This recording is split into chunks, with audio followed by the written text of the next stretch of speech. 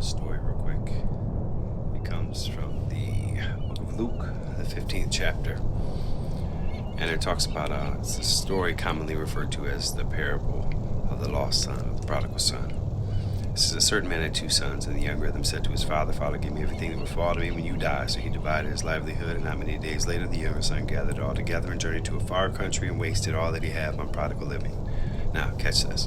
The son said, give me everything that I would receive when you die. Even though you're not dead, you're going to be dead to me because I just want what I get from you. So I don't really care about you. I care about what I'm going to get from you. So give me that now. So the father gives him what he asks. And it says that, but when he had spent all he had, there arose a severe famine in the land, and he began to be in want. Then he went and joined himself to a citizen of that country, and the citizen sent him into the field to feed swine or to feed pigs. That's the job you're going to get, bro. You're going to feed some pigs. Oink, oink. Not 3 little pigs either. A bunch of little pigs. So, and he would have gladly have filled his stomach with the pods that the swines ate, and no one gave him anything. So he was hungry out there feeding pigs some little carrot pods. And he couldn't even eat one himself, and they wouldn't even give him one.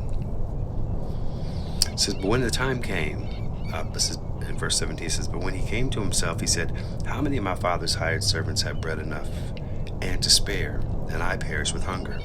I will arise, go to my father, and will say to him, Father, I have sinned against heaven and before you. I am no longer worthy to be called your son. Make me like one of your hired servants. And he arose and came to his father. Now, I'm not going to go any farther in the story because there's something that I really want to point out. The son wanted to do something that was so jacked up, so far left, that I can imagine the father, being a father, I can imagine the father's heart listening to what his son is demanding.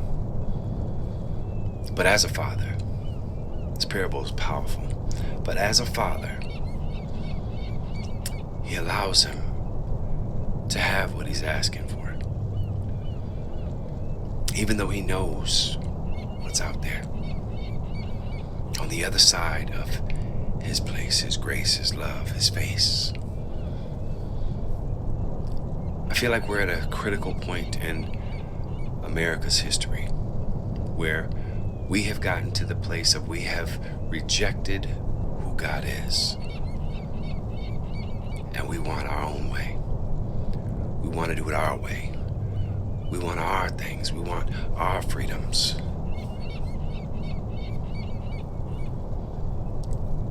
And I feel like God has been fighting for us for so long. Like Jesus said when he was up on a mountain looking over Jerusalem, Jerusalem, Jerusalem, thou that killest the prophets, how I long to come to you and gather you as a mother hen with her chicks, but you were not willing. And the Bible says that he wept over them. He wept.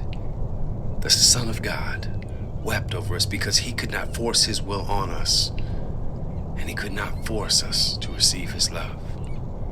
And in the same sense, I feel like we're at a critical place in our life, in our history, our story as America, worldwide too, but speaking directly to us with what's going on in our society, where God has been pleading with us, Jesus has been pleading with us, and we're rejecting him, rejecting him, and rejecting him.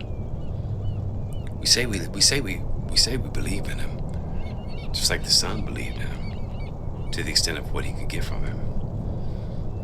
And what he could get was what he wanted for himself. Not the will of his father, but the will of his flesh. The lust of the eyes, the lust of the flesh, the pride of life. What I see, what my flesh craves, and the position. I don't want to be a son, I want to be the father. I don't want to be on the bottom, I want to be on the top. I want to have it my way, I'm like Burger King. And I feel like if we don't wake up, God is going to give us what we've asked for. And all of y'all out there that just don't want this, don't want this, don't want this. You want this freedom, you want this, you want this. I hope you're ready for what that looks like. If God says, okay, cool, I'm going to remove my grace that's been holding you and keeping you. I'm going to let you have what you want. Go out there and see what it's like. You think it's bad now?